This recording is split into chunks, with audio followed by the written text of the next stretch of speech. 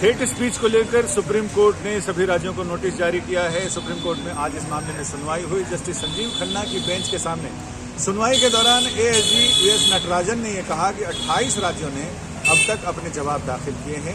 28 राज्यों ने अपने यहाँ नोडल ऑफिसर्स की नियुक्ति कर दी गई है। केरल, बंगाल और कुछ राज्य हैं जिनमें अभी तक जवाब दाखिल नहीं किया है। लेकिन जब कोर्ट ने इस बारे में पूछा तो बंगाल सरकार के वकील ने यह कहा कि उन्होंने जवाब दाखिल कर दिया है और अपना नोडल ऑफिसर की नियुक्ति भी कर दी है।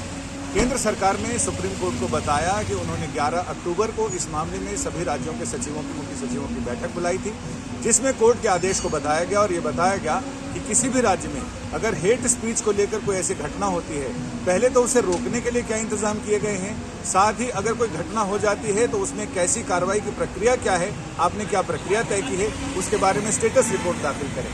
कोर्ट ने सभी राज्यों से इस मामले में स्टेटस रिपोर्ट दाखिल करने को कहा है। साथ ही केंद्र सरकार से कहा है कि वो किन किन राज्यों ने जवाब दाखिल नहीं किए हैं और बाकी राज्यों के जवाब क्या हैं उसका कंपाइलेशन करके उसको दे। 8 हफ्ते की मोहलत दी गई है सभी राज्यों को इस मामले में जवाब दाखिल करने के लिए।